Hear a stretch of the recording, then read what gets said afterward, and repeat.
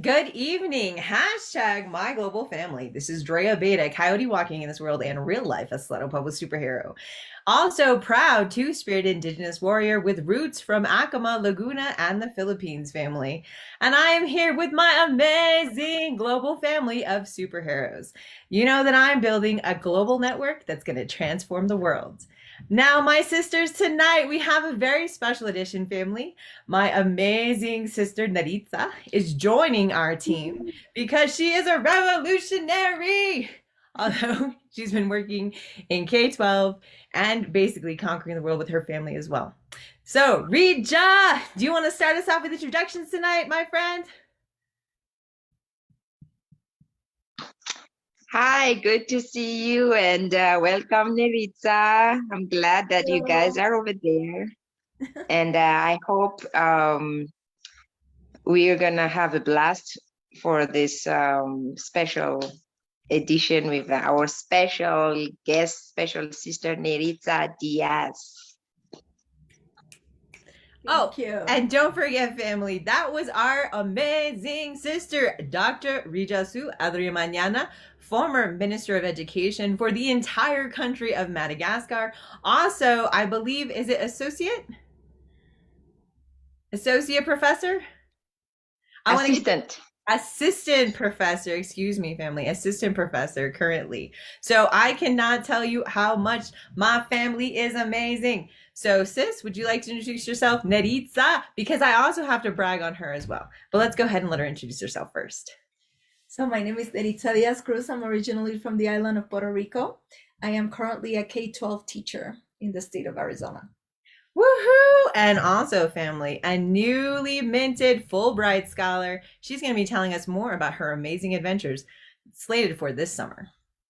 Let's go ahead and get started with our format today, family. And do forgive this coyote. You know me with technical difficulties, but stay with us. It's going to be quite an amazing ride. Don't forget, family, we are... Is it view? This coyote's trying to remember how to share, family. Here we go, slideshow view. So, again, if you are joining us on our live, this is hashtag Coyotes Global Superhero Family, podcast episode number 7. Hashtag Walking in the Light, a brand new beginning. So don't forget, family, to join us here every 2 weeks. Not only are we sharing our lives, we are collecting data in real time. We're all critical oceanographers, educators, and warriors in all of our communities, family. So don't forget, how do we create change in the world?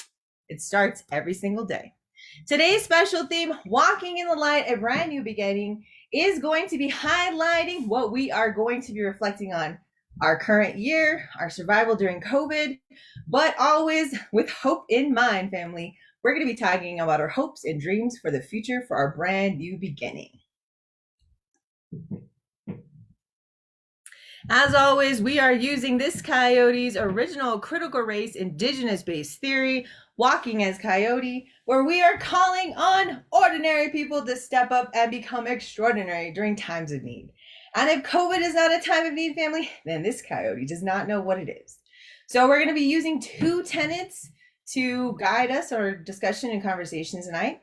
Tenet 3, beware kryptonite. Even superheroes need a balance. So while we're talking about walking in the light, family, because you know that literally our emotionality, our ability to walk in the world, our mental health, how we feel about our communities and our jobs affect all of us. So today, beware kryptonite. Even superheroes need balance. Why do we fail, sir? So that we can pick ourselves up, by Alfred Pennyworth. Definitely one of my favorite characters from Batman. All superheroes have a weakness, and as modern day heroes of all of our communities, we have a responsibility to maintain a humanizing balance between our mind, body, and spirit, lest we lose our superpowers. And of course, I'm bringing this back on an indigenous way of life, and this is from Davina Ruth Begay Two Bears. My sole problem at Dartmouth was that I did not possess self-confidence. I often looked down on myself thinking I wasn't good enough, smart enough, sophisticated or rich enough, whatever. It took time to rise above my self-defeating attitude. And when you go and read the full excerpt, family, she is going to talk about her superpower in her indigenous identity and how fry bread and creating community while at Dartmouth College helped provide that balance for her.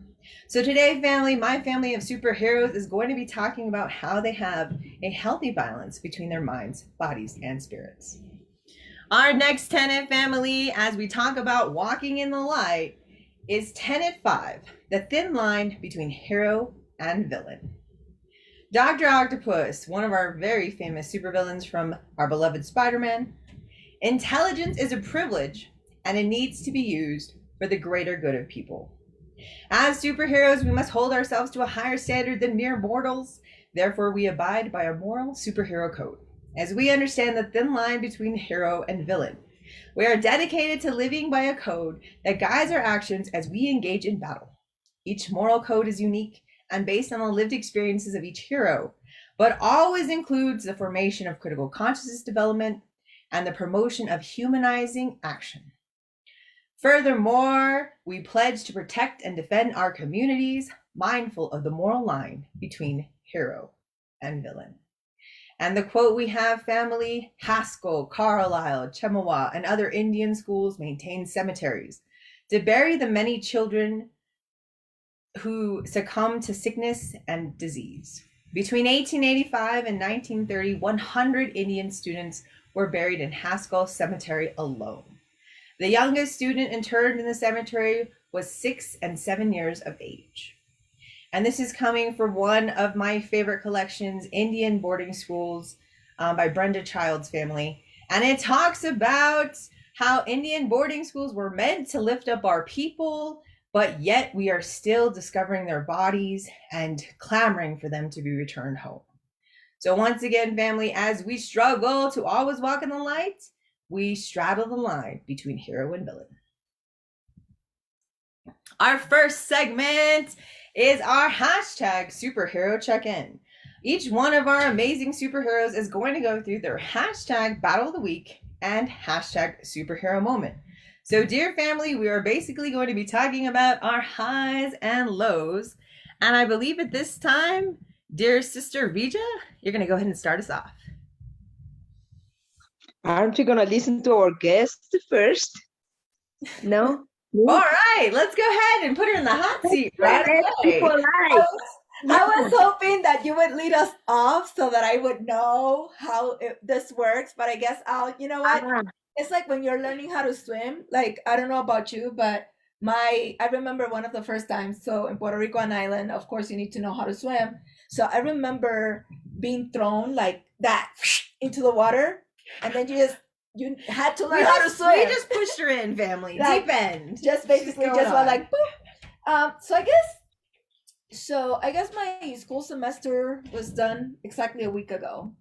And I don't know if this is a low necessarily, but I think that at the end of the day, you know, after turning grades and all of that, I was just exhausted. I was really exhausted and just kind of like thinking about the semester as a K-12 teacher, and like the struggles, not only with students, but what it means to be a teacher in the United States right now, and the whole political theater that it's happening right now with the whole thing of CRT and how to deal with kids who are dealing with the trauma of COVID. And so I think I was just exhausted mentally, emotionally, physically. So I think that was my low for this week. And do I go right into the awesomeness? So the awesomeness, I guess, is obviously I'm here at this beautiful place. Thank you, Andrea, for inviting me and my family to spend some days of fun with you guys, being with Rija's beautiful young adult children, which I haven't seen in a while. So that is so awesome, getting to see Rachi and the boys. I call them the boys, but they're really young men. And then just having my kids being around young people that kind of like are with it. I don't know how else to describe it. Just having my children, being with family, with people that love them and care for them. I think that's a wonderful thing. So that's my awesome superhero high this week. I don't know how I did, but hopefully that was what you guys do. Yes, that was perfect. Excellent. Yep. How's it going in Madagascar, sis? Okay. Well, my law was almost the same. Now COVID is surging again here in Madagascar. We are on our third wave. Well, I know anywhere else it's already fifth wave, I guess, in Europe at least. This is our third wave. So like more cases around. And this time it touches more children than adults. And the youngest in ICU is 11 months now. Oh my Old, God. yeah, baby, yeah. And we don't have enough infrastructures to, to take care of people, and not enough medicine, and like in developing world. And it's very sad because people are facing the holidays, and what to do. Are we going to close everything and it's going to get worse, financially speaking and socially speaking for people, or are we going to let it like this? So it's a hard decision to make, and we still decide to hang out with people. So that's my hi, I guess. We are Lutheran, and today we're gonna have for the first time the president of the Lutheran Church here. We're gonna have dinner together, not dinner, lunch, I guess, for Christmas. The first time we've been friends for a while, 2 years, I guess. And we decided finally, like, okay, let's get together and have. So we're having Mexican food. Ah!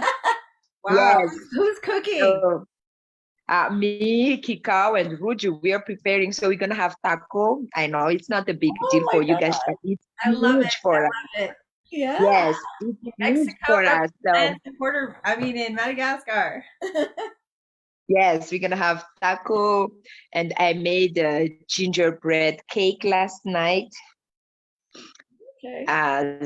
And we're gonna have Spanish rice, and then we're gonna have a virgin mojito and quesadilla as the starter. Oh my gosh. Oh, that sounds so good. That sounds like really good. How like are that you getting the mixture. tortillas? Well, there's tortillas already, from the store, but Oh, nice. we're gonna grill. Yes, but we're gonna grill chicken, beef, and then I'm gonna make hash brown into it. I know it's maybe not even taco, maybe it's more of burrito like, but I bet they've never had that. So Amazing. That's gonna be really It's just- cool. so you know? that's exciting. So that's why I was kind of busy, because I put on my list like what should be done on the 23rd, what should be done on the 24th, so that we're gonna have. I like to have something special. It's not just anyway. So I'm excited despite the pandemic, but anyway, and I am so happy to see you guys together. And hopefully next year. Oh my God. We're only Yeah. so much. We are missing you, but we have 3 little yous upstairs. Yeah. So, or they're not Thank little; they're big. Believe Yeah. me, they're all very tall. Yeah. We've been having fun. We were reminiscing over dinner, like just talking about the boys and Rootsy, and like being so excited that she's here, and just watching them grow. Like Yeah. I mean, like, I haven't seen the boys since 2 summers ago. 21. Yeah. What is it? 21? Is it 21, 20, and 18? Yeah. And then I was just like telling my husband when I saw them yesterday. Well, Ruthie, obviously, we were shocked. Like, she's a gorgeous young woman, but we hadn't seen the boys since 2 summers ago. Yeah, about a year and a half ago. Yeah. Last time we were in Telluride. And when I saw them, they look like so grown. Like, they look like men, you know?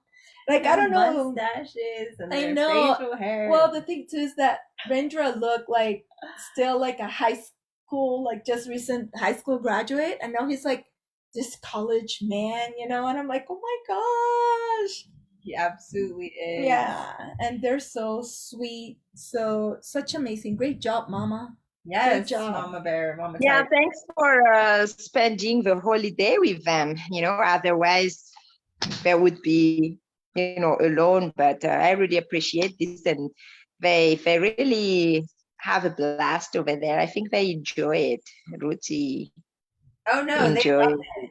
We're relying on Radu to make all of the and family, just so you know. So we're talking about Regis kids, and our eldest nephew Radu is a senior at UNM right now. So he's 21, the legal one, right? He's very I love that he's very aware of his adulthood and that he can drink. And then our other nephew Rindra, who is now a junior at UNM, and these are all Regis kids. He is the mover and shaker. Like Radu's the slick one, a little bit of a ladies' man. Don't tell him I said that. But Rindra's like, he's the planner and the plotter. Like, I'll tell you today, family. So there is a free box in Telluride, and there were some ski boots. And our nephew was like, hell yeah, I'm gonna take these ski boots, I'm gonna take them home to New Mexico, and I'm gonna sell them, make a profit. That's my nephew Rindra. Like, he's always got a plan. And then Radu's like, yeah, I'm gonna go talk to all these wealthy people and tell you, right? I'm like, yo, go do that. He's a smoozer. Yeah, he's a networker. So we got the networker, and then we got the business acumen going on, and then Ruthie rounds it all off with balancing everyone. She's just she's also like, I'm sorry, family. My niece is a nephew, so I'm an only child, and Neil and I are gonna have kids in a couple years. But for me, what I'm working for right now is my 26 nieces and nephews around the world. So these kids are like, thank you also for letting me adopt them, by the way.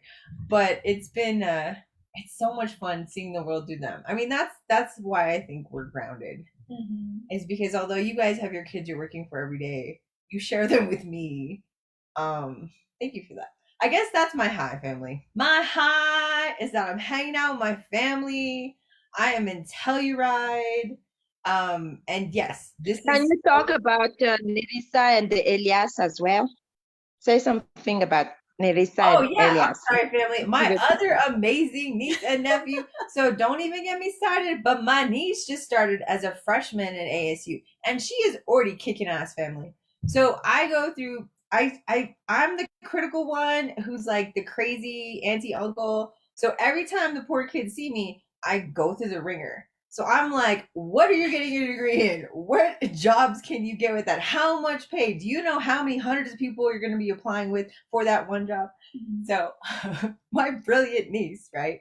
I'm like, what's your degree in? And we're talking about the different levels because she's getting a biological science degree, which family is seen differently as a biology degree. So we're talking about the nuances of that. And I had her look up what kind of job she could get right now with her degree. In the Phoenix area, there are 12 possibilities, family. And then we talked about, well, does she have the certification? So we went through 3 different certifications she would have to get within a year of getting that job.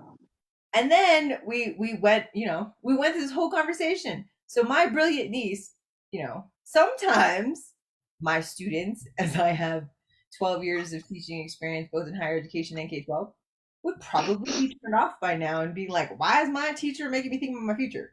My niece went upstairs, got her phone to do more homework, to come back downstairs to give me mini reports.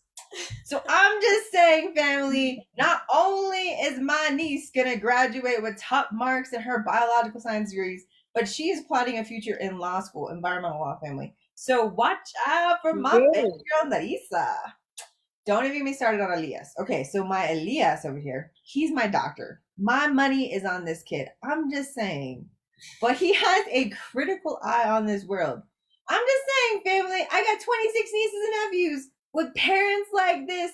That's my hope. That's my future. They're going to be the ones that actually change the world. So I'm just saying, watch out for Dr. Elias Diaz-Cruz someday. Watch out Actually, for Vega Diaz. Oh, Vega Diaz. Excuse me. My apologies. My nephew Elias Vega Diaz, doctor soon to be, as well. No, his mom was gonna be the first doctor in the family, or second doctor, Second. second Third, doctor. actually. My dad and my mom were doctors, so. Just kidding. Third family. Well, so Elias will be the fourth. Nice. So I'm just saying, family, our hope is really in our children. I always talk about how I'm a dinosaur and I'm always learning new things, but literally their brains are more flexible. So there's something to be said about that. I hope on them. So that's my high, being with all my nieces and nephews and hanging out and eating good food. I think my low is, family, don't tell them. I still have work to do. I owe like 2 GA reports and I have to do some more stuff and conquer the world and some meetings and stuff. But you know what, family? This week is about recharging our batteries. It's about being with the people we love. So you know what? Fuck it. That work is still going to be there on Monday. And I guarantee you there is no one at UNM who's looking for that email right now. So you know what? Usually I have my monster, which is my PTSD, which would be making me sick and out of control right now. But I'm with my family, so I'm chill, and this coyote's in charge. I'm gonna do that work next week. That was my low. Anyone have anything else before we go on to our next segment? Nope, we're good. Thank you. Let us go. Just kidding, family. Don't look at my desktop. I have too much stuff on that. All right, here we go, family. My apologies for my technical difficulties. I'll just do it this way. Boom, boom, boom, boom. All right, let's just go ahead and go into it. Positionality matters, family. So don't forget, into this section, hashtag positionality matters, digging into intersectionality. We are going to be talking about intersectionality, family, which, don't forget, comes from Patricia Hill Collins, Black Feminist Thought. Do not let anyone fool you, family. Do not go with the Crenshaw reference. Go backwards and go back to Black Feminist Thought. Intersectionality is talking about when you have an interaction throughout the world, how do you know which facet of your identity, whether it be your gender, your class, your race, your accent, your religion, your citizenship, how do you know which facets of those identities are actually influencing your interaction? So during this segment, family, we talk about a part of our positionality that affected our life. Who wants to start us off this evening? Do you want to go ahead, Rija? Yes. I think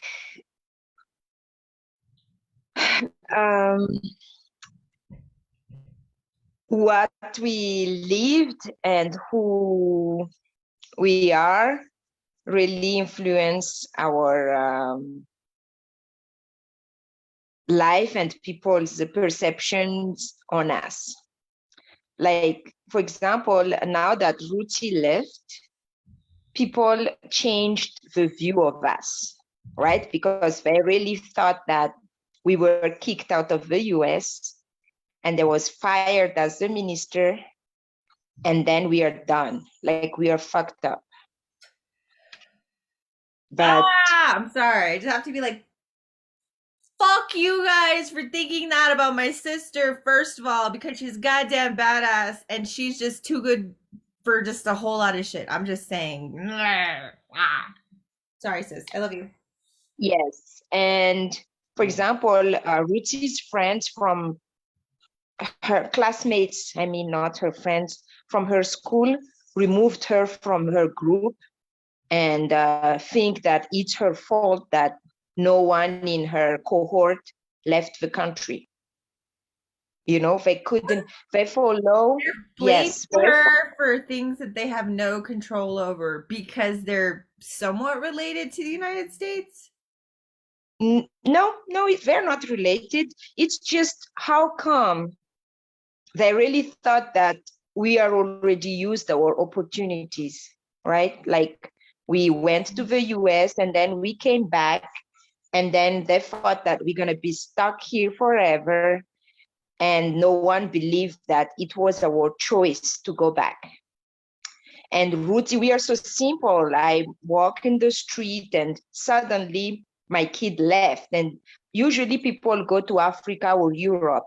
And then my girl made it to the US, and it's like they started to question, right? Like, oh, so that means they are not that bad, like a lot of things, like and because Ruthie attended and Ruju still attends that school, they follow American curriculum or English speaking curriculum, what they say. So they cannot study in Madagascar in public universities because they don't accept their degree, their high school degree. And then they don't know the language. So there's no way they can, like Ruthie, she can't study here because she doesn't know French. So those kids are kids of rich parents, and they really thought that they can make it, right? And then with the COVID and everything, so we didn't tell anyone. Like I told only my sisters, and that's it.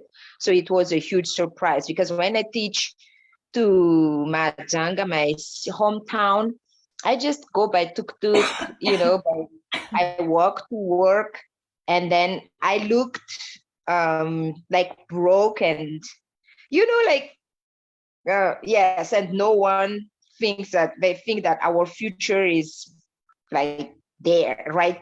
Like we are messed up, let's say that. And that's not the case. So going back to the intersectionality, I think once I'm a US university alum, and I still have the connection like you guys over there to support us.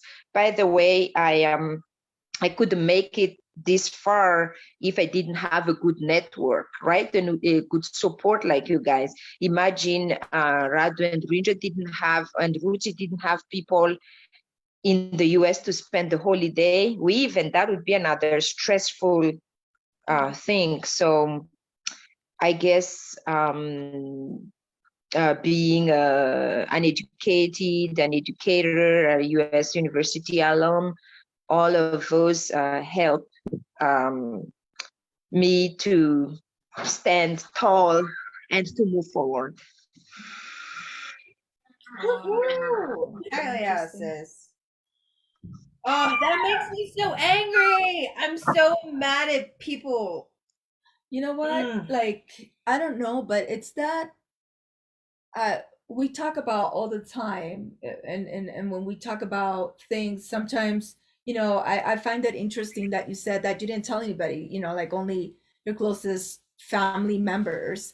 And I sometimes think that, I think, and I think I mentioned this to you before, like this saying of the how do you call it, oh my gosh, the word in English is escaping me, Google.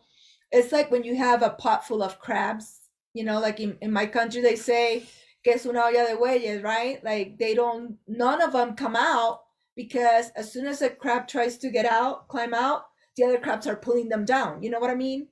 And I think that's a problem. Like when you see somebody kind of like getting ahead, it's like this mentality of, I'm gonna pull them down, because if I cannot do it, like, and to me, I think that's something that is so pervasive and so damaging. Like we need to support each other.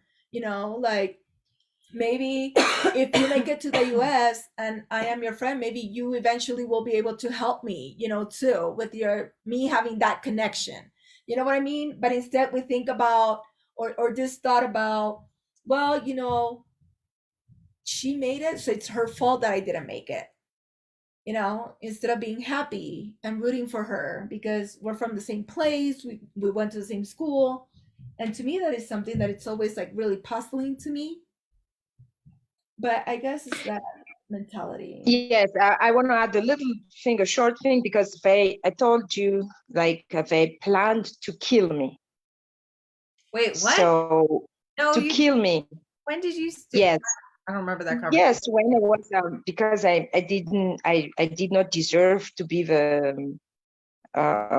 Minister of Education. So they just didn't like me, and they wanted to physically kill me, and then they wanted to make my life miserable, and so that I can't go anywhere, you know. But it didn't happen. So the only way, the last instruction I received is I should not brag about my kids and my life on social media, you know, because it will show, Because it will show that death threats. yes, Well, yes, this they is want a me to whole be different desperate. level. No, this is a whole different level. I am sorry, sis. Yeah. I mean, I knew that you were getting harassed on social media, but I didn't realize it was frequent death threats. Like that's and being a political figure. Like you're a political figure. Like just family, just think about this. So my sister, who's a fucking badass, I'm just saying, like, there's one of her in the fucking world. She's like the goddamn Hope Diamond, okay? And she was the minister, the highest office for education in her country, which means that she is one of the most visible people to her entire country, right? She's like basically Hillary Clinton, is what I'm saying. But that kind of exposure and what it did to her personal life, it's just, I don't know. I just want to make sure that we grasp. I just, grasp I just that. think like politics is such a dirty enterprise, a dirty job. And I don't know, like, I mean, it's not just in Madagascar, but I think in my country as It's well. everywhere. I think in the Mhm. US too, like how much millions of dollars do you have to do fundraising in order to run for office here as well? It's not open to everybody, even though we want to say it is. But I mean, politics is dirty. It's like it's almost like you Are you are safe under, now? Has No, I'm safe. I am safe, but they are surprised that I didn't die. You know, they're surprised, like, what's in her? And oh my gosh. love you like so much. they want me to be like messed up, like this the end of my career. And I was like, nope, this is only the beginning. And Wow. Why? yeah, so I like the title this week, They like do a not know beginning. You know what? They don't know you. You're not. That's not gonna break you. We are just beginning, family. We got a world to change. My sisters and I, we be plotting. Yeah. That's crazy. Okay, just to bring us back, family, Neritza was reflecting on her facet of positionality. Oh, okay. So we were having an interesting conversation because we're talking about who gets to claim what, right? So I have an interesting situation where I have been asked to join a group of African American teachers to mentor some African American students as an Afro Latina, right? And that is not how do you say, an identity that I usually claim because it's so controversial in my country. They have even claimed that Puerto Ricans that look like me, we shouldn't even claim our African roots, like our bomba en plena, which is like music. Like we should not claim it because we are not dark. And I was telling Andrea that I don't usually claim it because it's something that I don't know, like in my country it's not that I'm how do you say, ashamed or embarrassed, or I'm very proud of my grandparents. I'm very proud of my grandmother. I'm very proud of my grandfather. I mean, hello, look at this beautiful nose. Yeah. I had an uncle that used to say that this is the nose that conquers men. I don't know if that works, but I'll take it. I'll take it. But so it's something that I don't really claim. And there's another Latina in the school who actually it's a lot darker complected. So I was telling Andrea, like, I don't understand why they asked me to join this group to be, because there's a couple of Afro Latino kids, instead of asking this other person. And then Andrea started questioning me, like, but why wouldn't they ask you? Like, what's the difference? You know, like, are you embarrassed? Like, you don't want to get involved? And I don't think it's that I don't want to get involved or I'm embarrassed, but it's because tradition, or in my history, I just don't, it's not something that has been a major part of my identity or how I identify, not because I'm embarrassed, but because it's seen like I'm trying to co-opt an identity that it's not, because phenotypically I don't look black, right?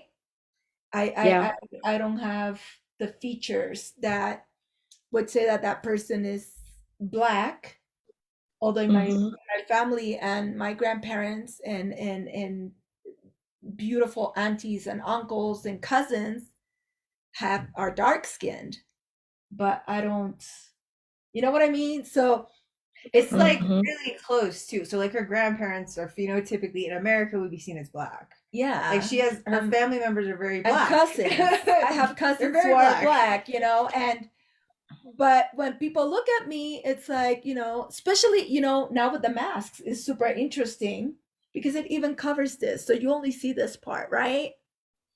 So like almost like I am white passing until they see my name and I open my mouth and they hear my accent. So, you know, and so it's interesting. So that is something that I've been Andrea and I were talking about it, and I actually have been thinking about it. I'm like, why don't I feel like I can claim that part of me? Because it is. You her know? grandparents literally are black. So why where I need to really think about where that feeling comes from. I don't know if, and I know you have another section on privilege, and maybe that's a conversation for that section, but what is the fear that I have in claiming that, which is also a part of me? You know what I mean? Like it's also a part of, and as a matter of fact, a part of me that I'm super proud of. And super proud of my grandparents, you know. They were able to raise doctors, and they were able to raise teachers, and they were able to raise physical therapists and nutritionists, right? Without having even an elementary school degree, you know, because that's not a that wasn't a possibility for them. And them having no education, they have all these college graduates that are their children and their grandchildren. So I'm super damn proud of my grandparents. But somehow there's kind of like a fear of what, maybe it's almost a fear, like what will people say if I come and say fear of rejection. Rejection, like false claim, you know, yourself, and how you can't prove it visually by just looking at you, and you don't want to explain, like, okay, look, people, my grandparents are dark like you. It's almost like I feel like I have to carry a picture, you know. Wait, these are my grandparents. Yeah, these are my grandparents. But at the same time, it's almost like, you know, is a fear, and where does that fear come from? And like you said, it's like a fear of being confronted, but like at the same time, who are you that I need to prove to you who I am? Like I don't need to prove anything to you, anything to anyone, to no one, you know. And I think that's like a something that I need to think more about. That's also like, hard to do though, is to be like, fuck you guys, take me as I am. I'll claim whatever I want to claim, you know. But it almost feels like you have to have this card, you know. It's like the Olympics of, instead of the Olympics of, I call them the Olympics of oppression, like people having the cornerstone and being the gatekeepers of, yeah, you look black enough, you can claim black, or you look native enough and you can claim being indigenous, or you look educated enough so you can claim a certain status or a certain level, right? It's like this politics or this Olympics of who gets to decide, you know, like, and then whoever gets to decide, like, who appointed you? Like, who appointed you to be the person who gets to decide?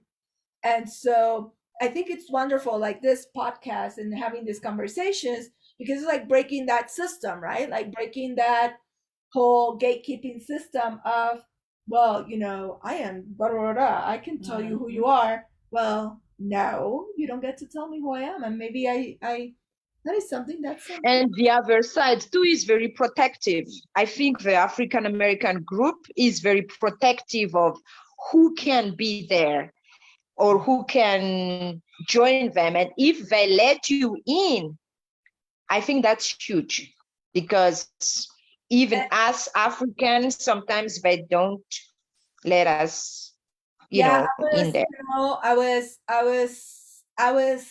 kind of shocked because I don't think I've ever been embraced like that.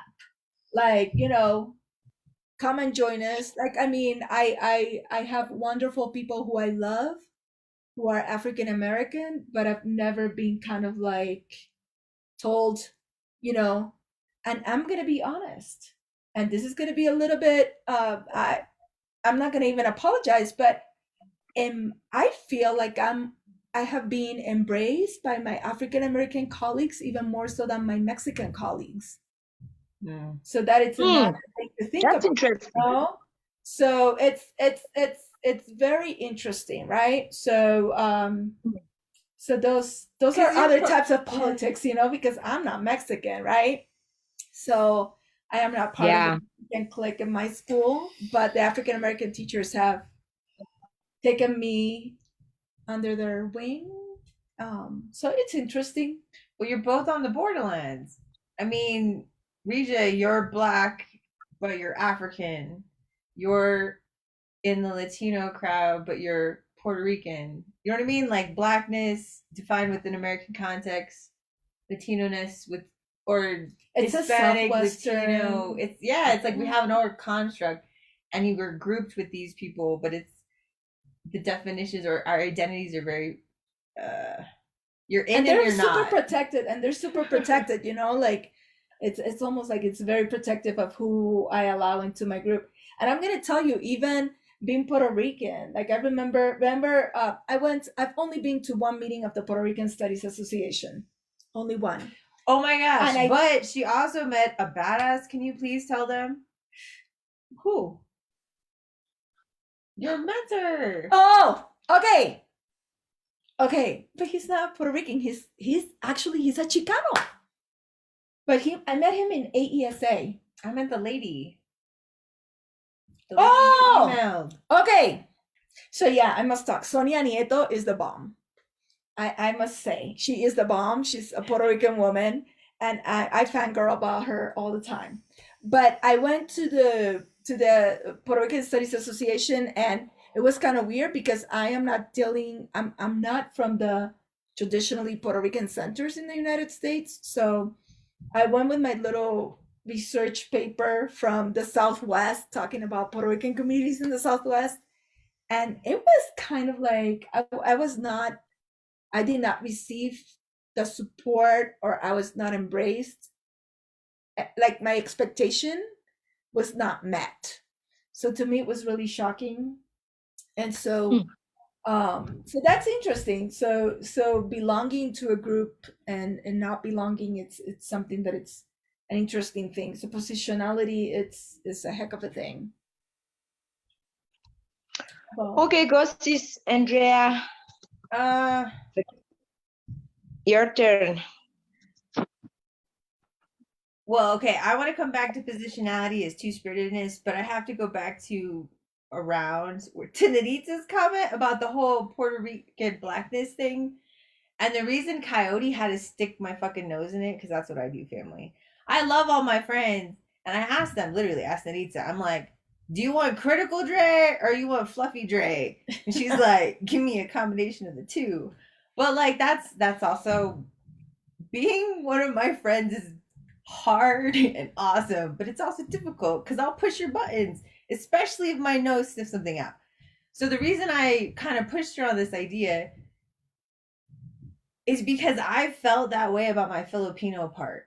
So according to the certificate of Indian blood, that I have a like goddamn racehorse in America, because the certificate of Indian blood was basically the blood quota program was by the federal government. They tried to kill us first. We couldn't get killed. So they tried to breed us out, right? Eventually all the Native Americans won't exist because they'll mingle with the whites and become whites, right?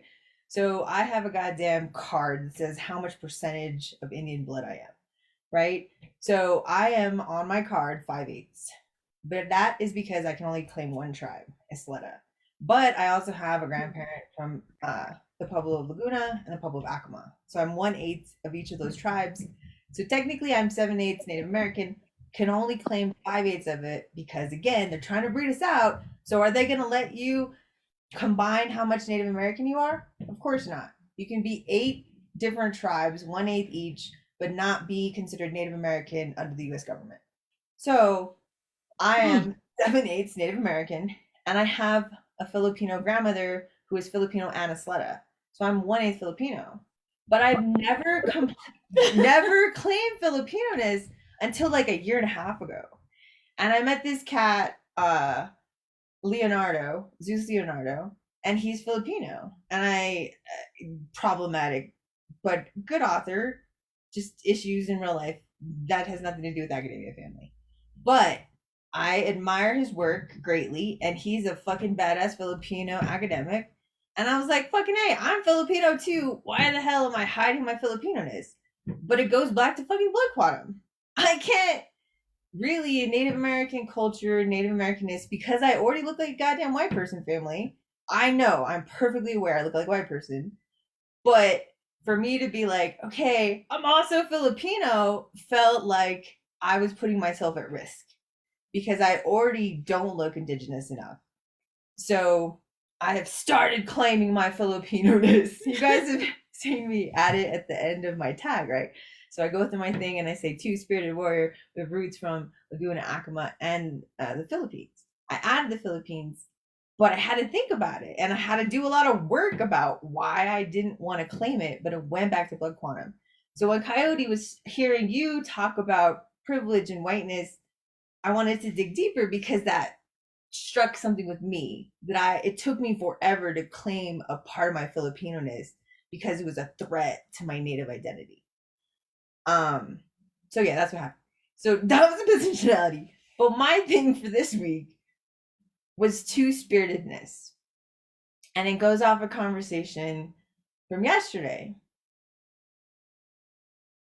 I've been with my partner, and he was the first person I ever dated. We met in 1999. We started dating in 2001. And I was female then. I was bisexual, and he knew that, but I was female.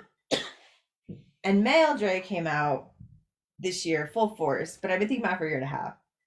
And it's been a transition to reestablish a relationship with my partner. And I'm a different person. And so yesterday, I was my male self.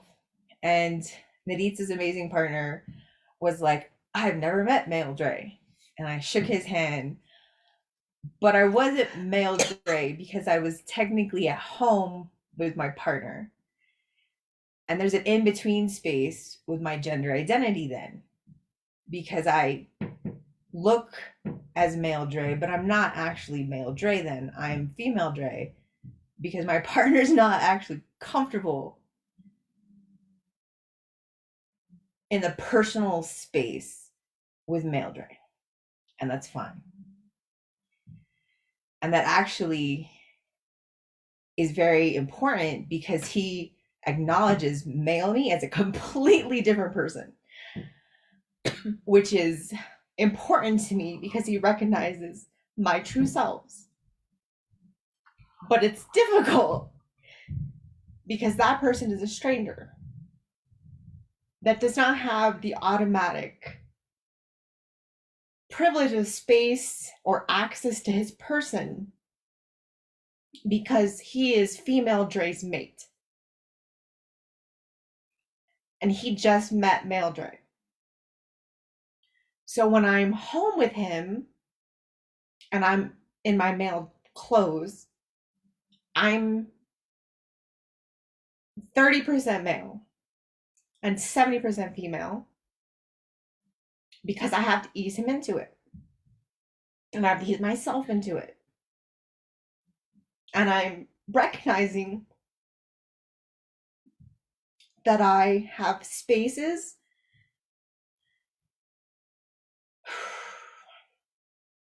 and that's okay. And that's okay. And that my gender identity is two distinct selves that share this body, but that it's a process. Yeah, that is my reflection for the week. Let's see what we have next, family.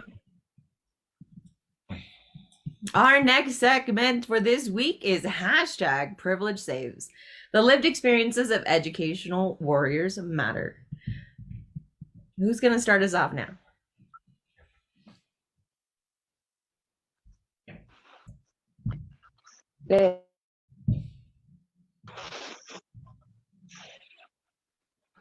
Can you put the slide again, please? I couldn't read it. It was so quick. Sorry, what was it? Hashtag privilege saves. The lived experiences of educational warriors matter. So we're talking about privilege now. Oh, okay. Okay, I'll start. And it is I already said part of it. I think it's a privilege to have work like you guys and to be graduated from the US, not only just a bachelor's degree or a master's degree, but especially PhD degree. And for example, when we went to the embassy, and because I filled out the application for RUTI for 2 hours, it took 2 hours to fill out the application, the visa application, and I had to put my name, right? And because I was the one who filled out. So I think it's a privilege, to have held the position, a high position in the country. And it's a privilege to have a network. For example, when we wanted the sponsor, we wanted, it's a privilege. It saves, like for the holiday. I think in the American culture or in the Western culture, you would be miserable if you spend this holiday alone. And it's a privilege to have you guys, and not only in Albuquerque or Arizona, but in Telluride. Who can afford to go to Telluride? And this is like when I put the picture of my kids on Facebook, and they say, like, where are they? Because in Albuquerque, it's not that snowy. So I told them that it's a very inexpensive place and so on. So I guess I need to admit, even if I am simple here, if I am broke and stuff, I'm still privileged if compared to my, country mates. And yes, privilege saves, and it still will. Thank you. Yeah. I totally agree. Going back to the conversation of intersectionality, my light skins, it's a privilege, right? So I will never know the lived experiences of Afro Latinas that are darker than me, that have their curly hair, that when people see them, they judge them, right? Just because of the way they look. And as I said before, unless people know my name, you know, I could pass maybe now, especially since I wear masks, for white, like an Italian or something, like a darker, more exotic white, Olive skin. Olive skin. And I think my children too. I mean, my children as well. Oh, yeah. And they kind of look more my complexion, family. yeah. I always kind of joke that her kids are my generation as far as generational, inherited, and experience. Their childhood was a lot like my childhood as far as what they get And, to discover. you know, and even though my husband and I, we went to college, which in itself is a privilege, our kids are getting to do things that my husband and I, even living on an island and not being, I wasn't really poor, but my kids, you know, talking about Rija, like coming to Telluride, um, getting to be around the spaces that my husband and I never did growing up. Um, the fact that my kids get to, you know, just say, "Oh yeah, I spent my winter break in Telluride." You know, it's a big deal. You know, and like you just said, the network.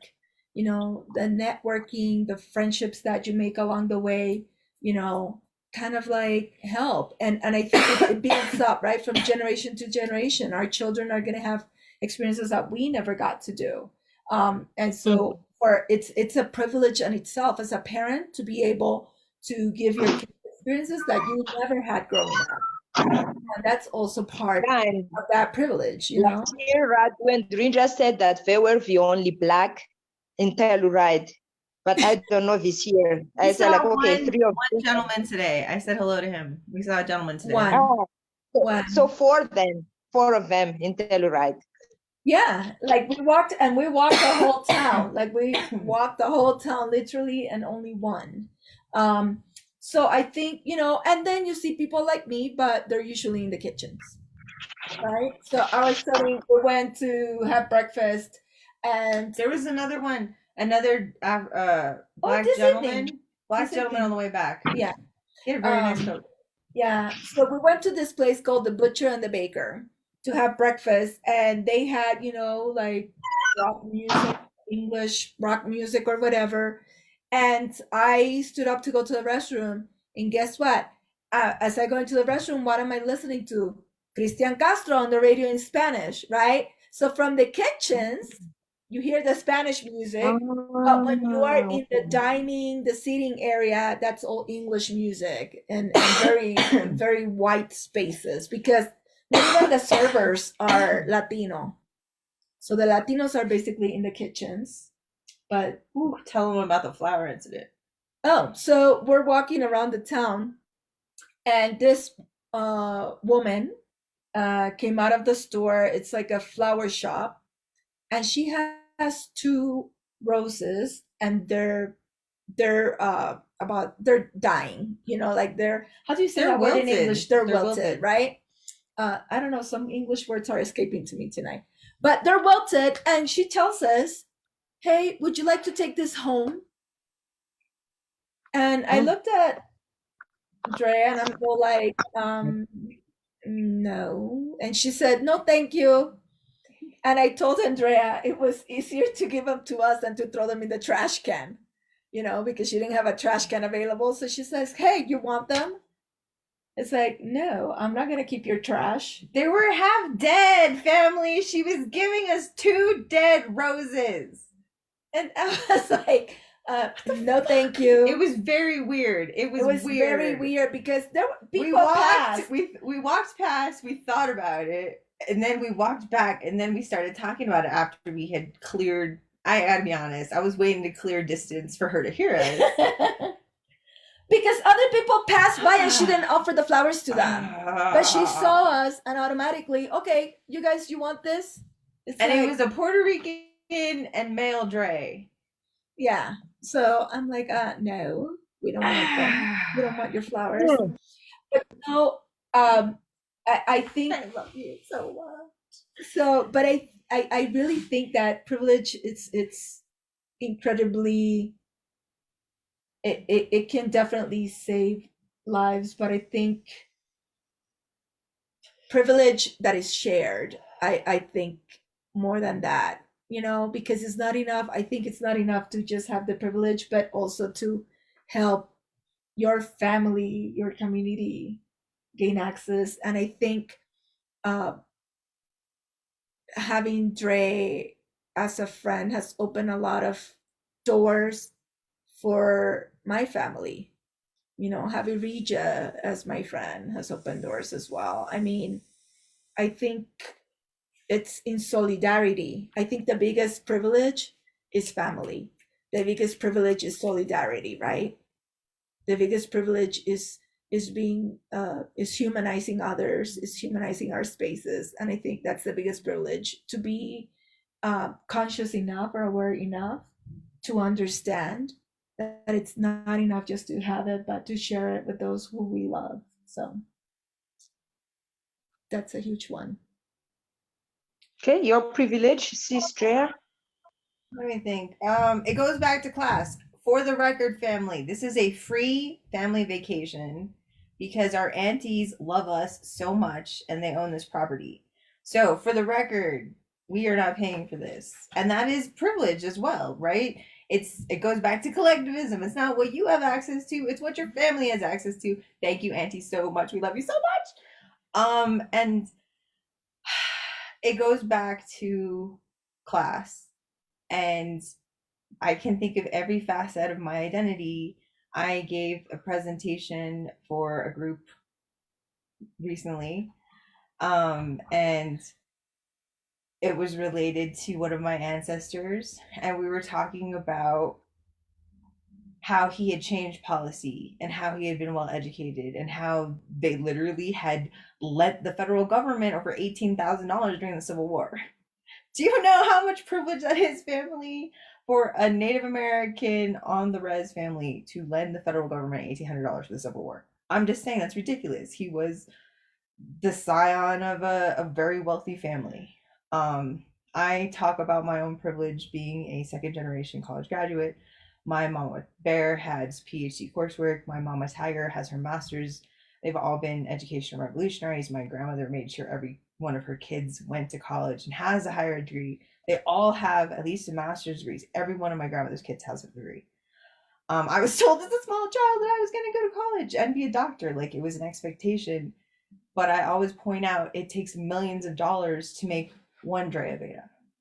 It is not just I don't know, and part of what I'm trying to do with this project is to communicate how inherited wealth is the most important indicator. Wealth and then race, but wealth is the most important indicator. When they do sociological studies and it's race paired to race, but the class is the same, the kids do the same. They graduate at the same rates. They get college, they get jobs at the same rates. And how COVID has devastated our economy, but I am terrified that there will be no more Native Americans in college, that there won't have the same ability to inherit wealth. And white families have been freaking out about this in the recent decades. But Native American families and Black families and Puerto Rican families were told, we finally made it. Right? We had our civil rights movement and equality finally came for us, and COVID hit, and now we're back to the 1950s, family. And when we walk around this town, we can see that privilege. And I want you to know, if you have not made it financially, it's because you didn't inherit it. And this coyote, I go back to, I make 20 grand a year, family. I am trying to figure out how I'm going to pay off my student loans. But I am fancy because it's inherited, and because my partner is an Ivy League graduate and I'm an Ivy League graduate, and because our parents helped us out in a way that middle class families have always had the support, and second generation people of color are just enjoying and have lost. We have lost that toehold into financial security, and we have not realized how devastating it is to our communities yet. So I'm just saying, family, we have to make radical changes, but I am still here to claim space. I'll be damned if my nieces and nephews don't know what fork to use, because we have those experiences and we take them with us, and we go to fancy restaurants, and Neritza and I are going to take them to the opera because we deserve to have this knowledge as well. So I'm just saying, let's fucking weaponize this shit, family. Join me. Because what we have to do is deconstruct all of the system, but it starts on top. We know the 1% control our lives, and it's about goddamn time we infiltrate them. And the people who are already there have to figure out how to bring the rest of us with them. Like I said, we're pack 9 in this fucking condo. We can do it. And it starts with our family. These sisters here our sister Leah, who's here, our sister Rachel. This is the foundation upon which my family is built. And that's why we're stronger, and that's why we're going to be successful. You are not ever going to forget our names because we work for the benefit of each other. And that's why we're going to just be fucking crazy. So watch out, academia. Watch out, education. We are redefining what is possible.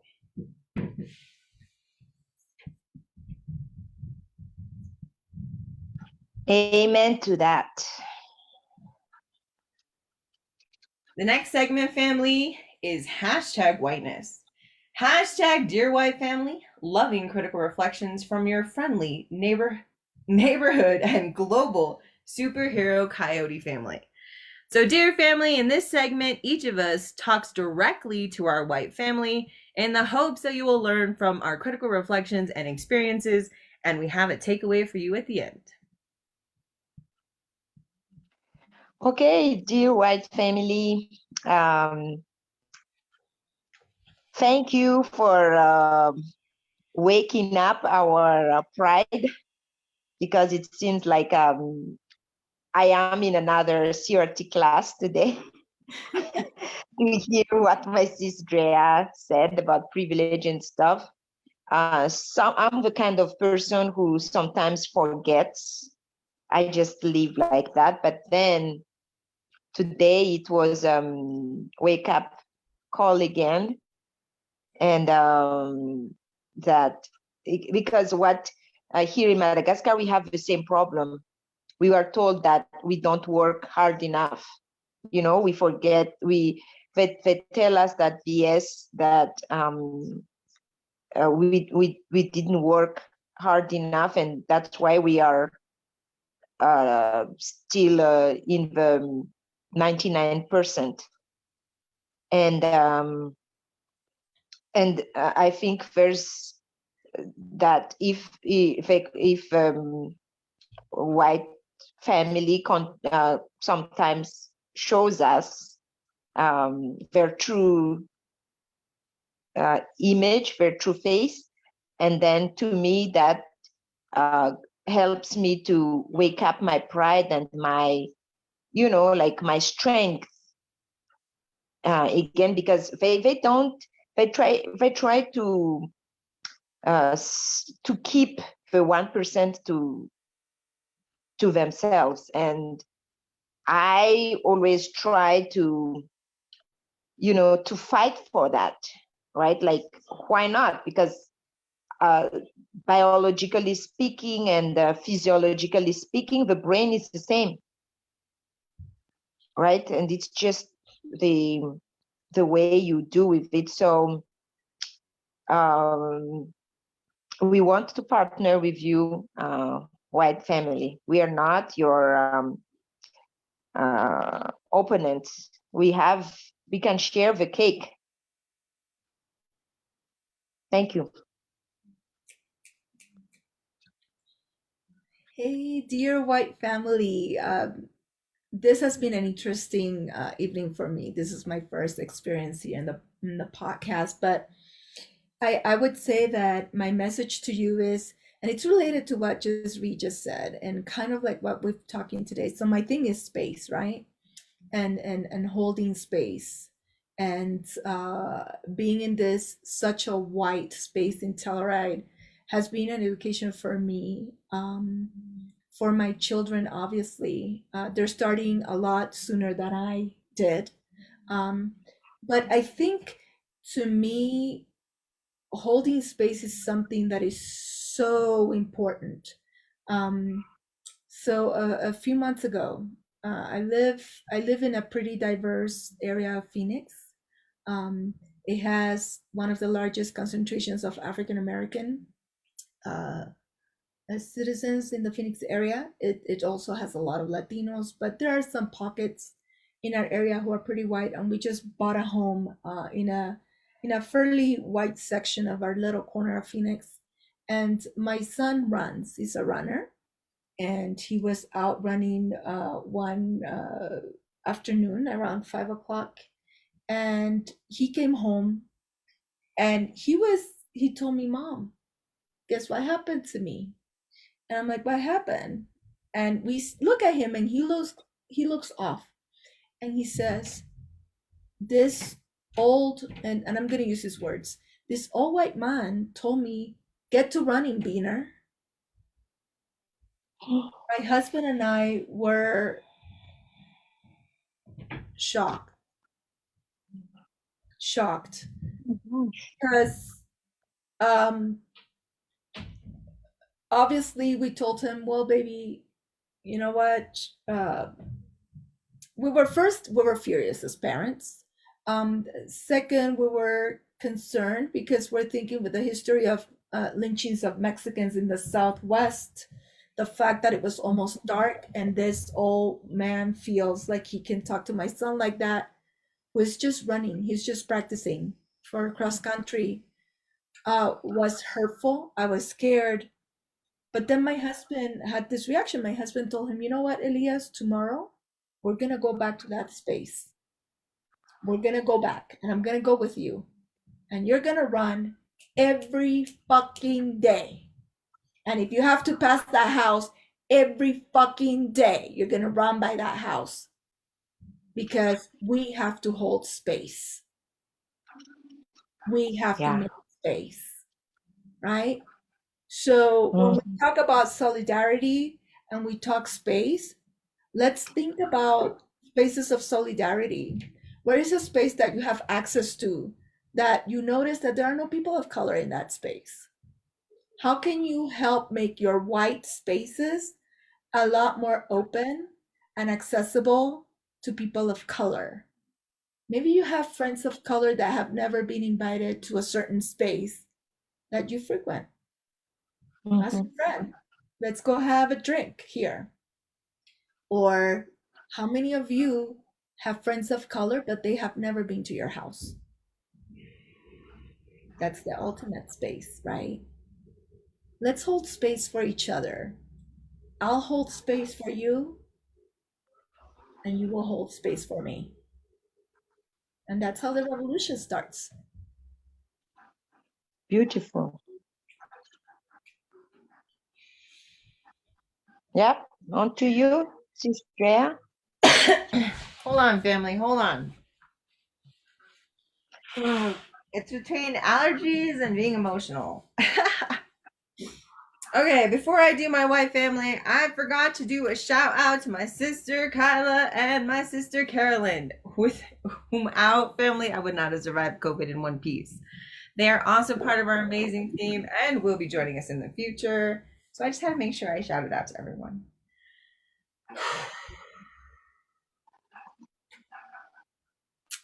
Dear white family, I have to break it to you. You're gonna have to give up some of your shit, okay? I need to just talk about history and the way that wealth is distributed in this country is based on race. Literally, Black people are written into the Constitution as 5/8 of a human person, okay? Because slave owners wanted credit for them in the elections because they own them, okay? When you look at the differentials on how we're paid, when you look at pockets of poverty, it's not because we're lazy or we're drunk or we don't care about school or we don't want to be successful. It's because we're kidnapped. It's because we're fucking enslaved. It's because conquistadors cut our feet off. It's because white history books lie to us about who we are and our history, right? I read about motherfucking our beloved indigenous heroes, right? We're Sacagawea in textbooks. I got to see Pocahontas in Disney versions, but there were never true, authentic reflections of who I was as an indigenous person. I had to hide my identity as a bisexual, even though I knew it in the 5th grade that I was attracted to females. In the 5th grade, I knew who I was sexually, but had to hide it because of the Catholicism in my indigenous community, where a gay family member disappeared and was disowned, because that is very real in our communities. So when we talk about why certain communities aren't making it in America, Native Americans could only get houses literally 20 years ago. I would say 22 years if we're lucky, because we don't actually own our property. It's in trust with the federal government. So they had to create a system to where I can actually get a loan or a mortgage to purchase a home on my own land on the reservation. So how do I get wealth that white families can get by buying in white neighborhoods, because their properties are automatically valued higher because white people live in them? Our communities of color are deemed to be at risk because of our fucking skin. Not because we're brilliant people that have huge hearts, but because we're Black and we're brown. And in this society, because of the media, because of our institutionalization of laws, we are seen as threats to our own communities. So, dear white family, when we talk about why these communities are so poor, it's because we're kept out of job markets, we're kept out of housing markets, and they barely let us go to college about 25 years ago. So how are we going to deal with the inherited wealth that white families have always enjoyed in this country by stealing the land and enslaving other people to work it? Because the inherited wealth of white families comes from our blood, from our legacies, and from our trauma. Case in point, family, I love my family. And this amazing condo is going to be inherited by my amazing cousins. And they're Black. And our family is part Black and part white. But our aunties are also well-educated, nurses and doctors, and Ivy League graduate. And 25 plus years ago, they had the equivalent of $80,000. And in the 1980s, that is a lot of money to have that kind of equity. And they were able to buy this amazing condo, which nowadays, family, would be closer to $1 million. And that's how inherited wealth works. Your family was able to buy property in 1950 at $2,000, $3,000. 20 years ahead, they have 4 or 5 kids. That $3,000 in 1950 is now 3 or 4 homes, and they have more kids, and that wealth just grows and grows and grows. So that when I attended my white family's wedding a few years ago, they were bemoaning the fact that their kids wouldn't be able to buy a $500,000 house right out of college, because that was their standard of living. In my neighborhood, we bought our house at $130,000 because we live in the South Valley of Albuquerque, New Mexico. If our house was in the Northeast Heights or closer to the white parts of town, it would easily be $200,000. And that is the true cost of being a person of color, is our entire lives we are devalued. So I'm asking you, dear white family, please understand you will have to be able to live with giving up some of your privilege, because we are dying once again, and promises of equity and the colorblind society that our kids are hoping for, it all starts with money. And the inequality that we're all looking at has to be addressed.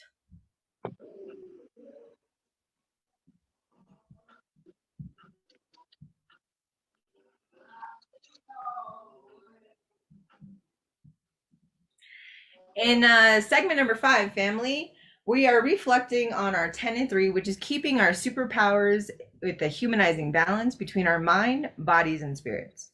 So while we are talking about walking in the light, sorry, family, we forgot about our theme there for a minute, but that's okay, because we were catching up with our amazing family talking about very important issues.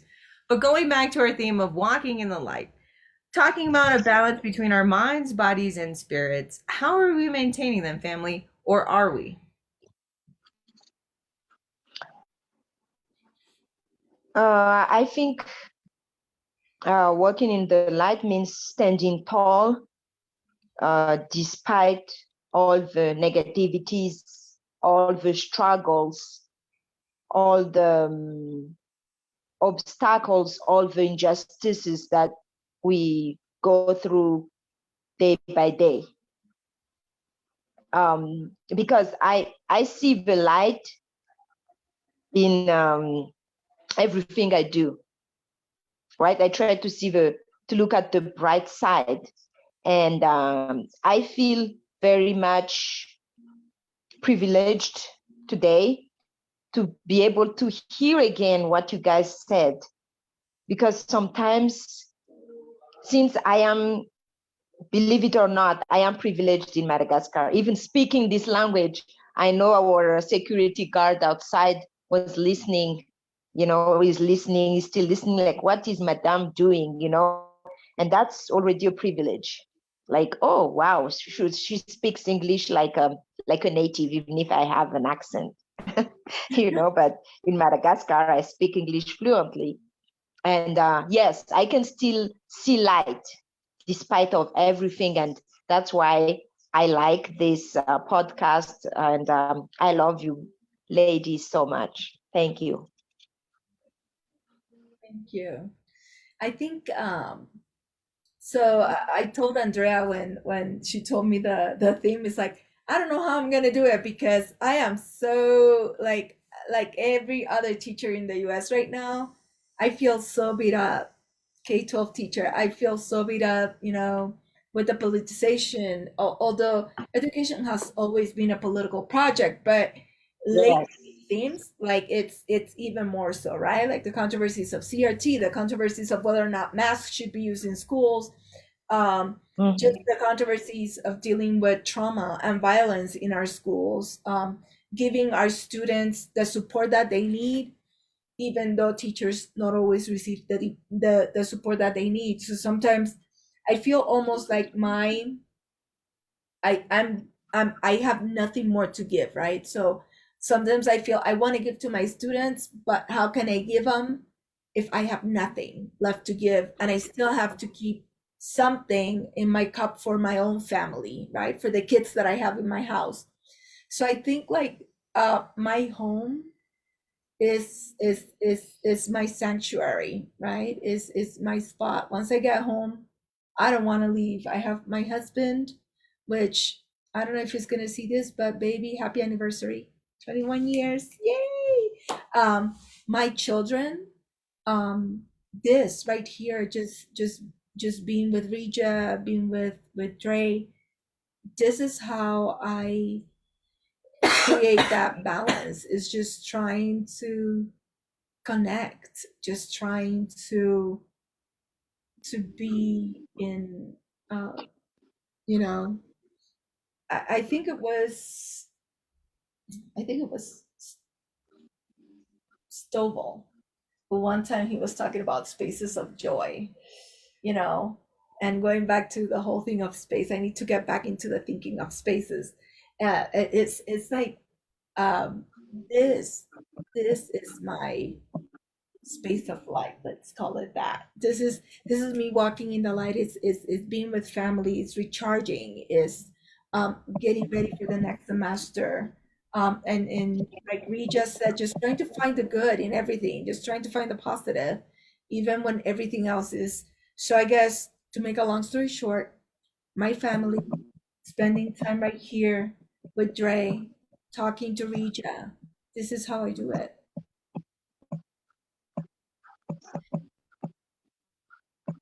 Yep. You, my sister Andrea. Thinking. I walk in the light, family, but I also go dark. I think that's part of being a warrior. Is I face a lot of violence. And when you fight policy, when you fight institutions, when you're fighting the man, or you're advocating for abuse cases, or you're advocating for things that people don't want to deal with or are over at capacity, it's a violent space, and you can go dark. But I also accept that as part of being a warrior. You have to take on some of those burdens and some of those fights. And I joke that I leave conferences covered in blood because I've been fighting with my words. Because you take on ideology, you take on policies and ideas and books and articles that might do harm in your actual community. So when you're have so much experience or trauma, how do you refine the light? And I think that's finding these spaces of love. I spent a lot of time with the people who love me. I think I'm amazing. And you have to find people who feed your soul and feed your spirit, because we're in survival mode, family.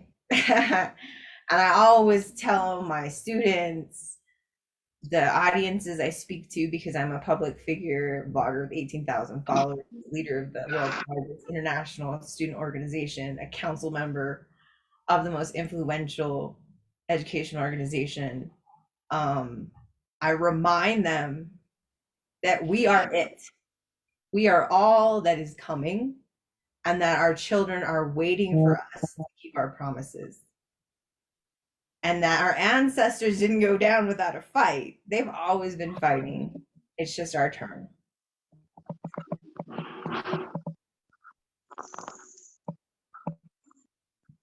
Family, we have one more segment going on before we finish off this evening. Let us go to that. Oops. So in this segment, we're going to do two more things real quick, and we're going to put them together. We're going to do a quick reflection, our global holiday check-in. What does celebration look for us tonight or this holiday for our loved ones? And we'll also do the quick pitch of the week and our sign-off. Okay, usually it's during the holiday. We don't do, since we came back to Madagascar, we don't really do like special things because it takes too much time and things are expensive. But this year I went creative, and we put our pictures as our Christmas tree.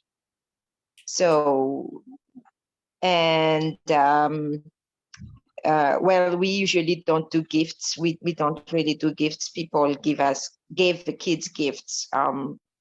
We keep our life simple, and it's not our tradition anyway. And then this year we fill the gap, because I don't know, it's like, and when we do the housework now to do the cooking, I miss my crew, because I used to do like, you do this, you do this. Now there's only 3 of us, and it's like, it's hard. It's weird to spend the holiday like, and we are preparing for the worst, I guess, because in 2 years it's gonna be only me and Kikau. Hopefully, Roots will be gone to college too. So what we do is we're gonna go to a church tomorrow. Today we're gonna have lunch with our friend, the family friend. So it's gonna be 8 of us. And tomorrow is our real Christmas. It's the 25th. So we go to church. I am the sponsor of like the mother in baptism. I don't know how you say that. How do you call that? Is it the sponsor or what is it? I don't know. Godmother, godparents. There you go. Godmother of my cousin's son. So the church starts at 6:30. We have to be there at 6 in the morning. I know, because it's going to be very hot. So after the baptism, everybody's going to be here at my house, 47 people. And I told them, I'm not going to cook. I'm not going to prepare anything. Wow. No, 47. No, I can't do that. My cooking is today. As a matter of fact, we're going to have mango salsa, which is right here. It's part of my Mexican food today. You know, the Mexican theme. We're there in spirit, sis. Yes. So this is a big deal for us, usually for Malagasy people. So actually, Neritza thinking about third space. So I don't do American celebration. I don't do Malagasy celebration either. Some kind of in between. Hybrid. Yes. Because the Malagasy should be like you get new clothes, new shoes, new everything, right? And then the American is like you give gifts or you receive gifts and have, so I don't do none of that. Like, I don't know, I do what I like, I guess. So we're just having your good, own. yes, lunch today and tomorrow with my big family here because we have a big yard to fit maybe 200 people. Our house here is big. We have a big yard. And so 47, that's nothing if compared to our space. Yeah, we have a big space here. So that's our holiday. That's the celebration in Madagascar. You go to church as early as 6. It starts at 6, by the way. So you leave home at 5 if you don't want to be late. And the traffic is crazy because this is the capital city of Madagascar. So yeah, very exciting. Thank you. Nice. Do you have your pitch of the week before you sign off? I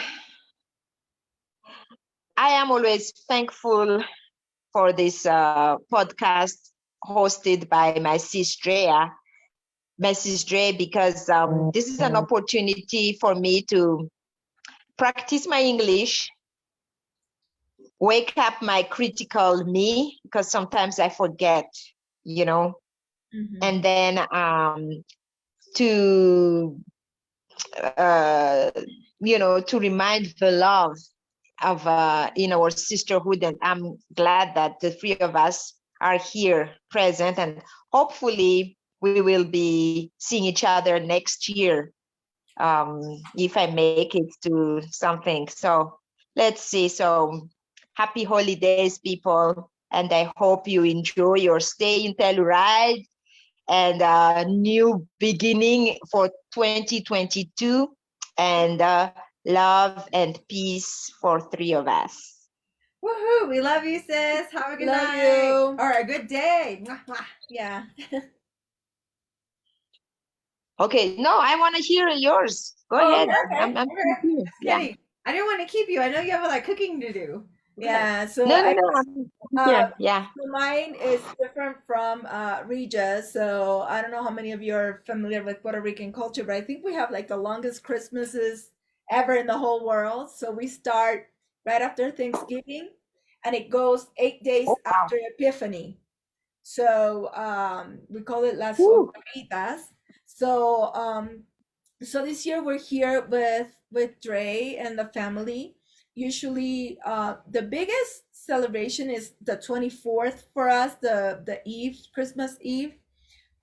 Usually we go to midnight mass or evening mass. Then we have like a really nice dinner on the 24th.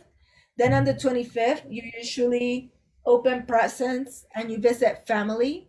So in the case of usually my family, we go to my sister's house for brunch in the morning.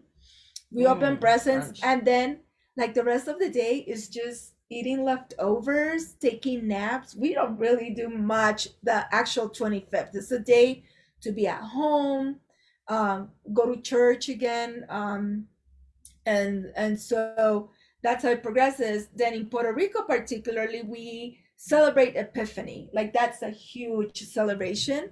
And that's in the Bible they talk about the three kings that came to see baby Jesus and give him 3 gifts. In Puerto Rico, that's like a huge thing. My mom comes from a town that is called the Bethlehem of Puerto Rico, and it's a tradition that it's over 100 years old, and there's this huge festival, and little kids dress as shepherds. There's a huge parade in her hometown. So how we celebrate it, because we're in the US, we've always as parents have tried to keep our cultural traditions alive with our children. So we do an open house in my house for Epiphany, and we invite friends and family, and we have food and music and just fellowship with friends and family. In Puerto Rico, typically it's called La Promesa de Reyes, and usually it's religious in nature. So there's some praying before the food and the celebration, no? And then Puerto Rico has 8 more days where you just party hardy. You know, we just don't want it to end. So Sounds like fun. yeah, so but this year, because Three Kings falls is January 6th, it falls during the weekday. We're gonna have our Promesa de Reyes on the 8th at my house. And so we are hoping to have a lot of people coming over for food and just fellowship. And so yeah, that's how Puerto Ricans celebrate um the holidays. So yeah. And Wow, that's I nice. guess I don't know what the pitch of the week is. Is it something something you want to share? Is it? It's usually something you want to share, or it might be a charity you're working on. It might be a project you're asking for donations for. For example, our amazing sis Leah, who is our Fulbright scholar from Indonesia with a background in educational psychology. Her pitch of the week has to do with her baby book project. So, family, this coyote has a bunch of baby clothes in my garage. If you would like to contribute to the shipping or would like to make donations of your own, her dream is to have a company where she sells those on her version of Amazon or eBay rather, to mothers. She is a mother of two. So my amazing nephew Azuk is 24 months, and my niece Hazel is now she's about 14 months. And baby clothes are incredibly difficult to come by in Indonesia, family, and she would like to be able to support her family as well as her charity. So when times were better, family, before COVID, she's a lecturer at the local university. She would get books and she would distribute them in rural communities, so in the villages, and she'd read to the children. So she literally was running a one-woman warrior literacy program. So if you'd like to donate with the that is through the Abeita Consulting Group, family. But that's an example of what our pitch of the week is. Awesome. So my pitch of the week is Leah's pitch of the week. So I have enjoyed my time here. So if you feel like contributing to something, Leah is amazing. I miss her so much too. And yeah, so I think that's a worthwhile cause. So that will be my pitch. Let's help Leah out. Absolutely. And we miss Leah tonight, family. She is actually in the midst of, Yeah. so that's why she's not with us tonight, because she's grading papers. So family, for this coyote, I mean, I feel like everyone kind of went a little traditional. So I'll go traditional and then personal. This coyote hails from the Pueblo of Isleta, but I have roots in Acoma, Laguna, and the Philippines. But usually there are traditional dances. There's mass at the church, midnight mass usually, dances inside. You want to make sure you get there early to set up your chairs, ladies and gentlemen. It is thing, Indian country. We know this. But yeah, you go with your aunties. You literally claim, families have rows though. I mean, you don't want to encroach into people's territory. So be aware that some aunties and families have claimed certain sections of the plaza. So please do not, if you're visiting any of the pueblos and you're looking at traditional dances, please be aware that that territory is mostly claimed, especially right up in front, especially when there are family homes in front of the plaza, like places like James family. Please, if you're a tourist, if you're visiting, if you want to learn more about the tribe, be respectful of the space and be very aware that these are traditions as old as time. So my mama bear loves to go and frequents my aunties, all my aunties. This coyote does not like the cold, but I have been known to go to the dances. There's also the mass, right? I am not Catholic. This coyote is pastor of Coyote's Lodge, House of Spirituality, Critical Race Theory, Medical Marijuana. I do apologize, family. We usually start the podcast with a prayer, but this coyote is, like I said, in our auntie's amazing property, so we are not burning sage inside. But look out for the holidays. I am going to be doing a special service outside. Wish me luck, family. I hope all of just kidding, Amy. Just kidding. I take care of me. And so usually it'd be mass, it'd be dances, but we always eat. So we always feast, and usually this coyote and Chef Neil, love of my life, Neil Shear is always bringing it. So my family loves to eat. This year we are up in Telluride again. Thank you so much to my amazing aunties. Seriously, our family is so amazing. I couldn't. We literally would go insane if we didn't have this ability to leave out Get parties. the So our butter. aunties basically save for us. You need Um, to load the line. and we're just gonna hang out, and we're not gonna worry about it. We're just gonna recharge our batteries. We got some pajamas to go on tomorrow. Yep. We got a ham. I think there's gonna be some tamales. Shout out to Mariah for her tamales. I'm so excited. We got 3 dozen. Yeah. It's gonna be food and fun, Yeah. basically. And of course, my pitch of the week, family, as I am CEO of the Abeita Share Community Foundation, which is our budding nonprofit. Valentina, I promise one of these days I'm gonna read the handbook and we're gonna have a meeting. Seriously, family, she's amazing, and she wrote our handbooks. She's going to be a huge part of our nonprofit as soon as this coyote gets my shit together. But we also have the Abeita Share, the Abeita Consulting Group, which all of my amazing sisters and siblings from around the world are part of. We also have different projects that we're working on.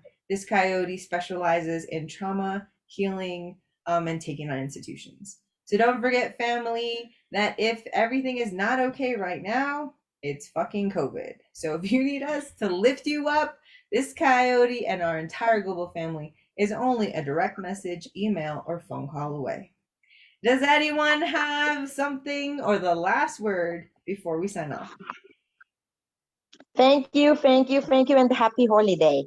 Thanks for sharing. It was great to see you both tonight. It was great to see you too, Rija. Thank you so much. Happy holidays. Merry Happy Christmas. holidays. Bye.